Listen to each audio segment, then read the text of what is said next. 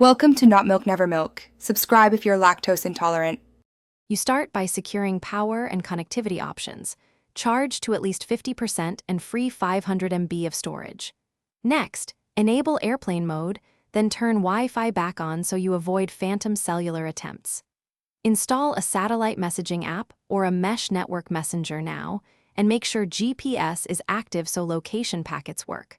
Once done, register an account and verify permissions. This prepares your device to use non-cellular paths immediately without wasting time on trial and error. You now create the non-cellular link, turn on your portable satellite hotspot, or mount the external antenna with line of sight to the sky, then wait for a stable lock. Next, configure Wi-Fi calling or a lightweight SIP client using saved credentials and test an outgoing registration. Also activate the mesh relay feature in the app and reduce screen brightness and background sync to conserve power. Once the link and services are running, run a short test call or message to verify end-to-end reachability.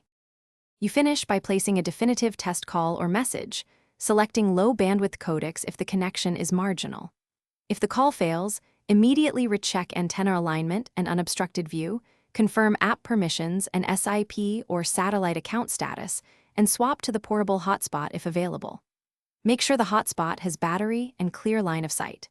Finally, prepare a concise offline message template to send when bandwidth returns. And remember, realignment and permissions are the two most common fixes when things go.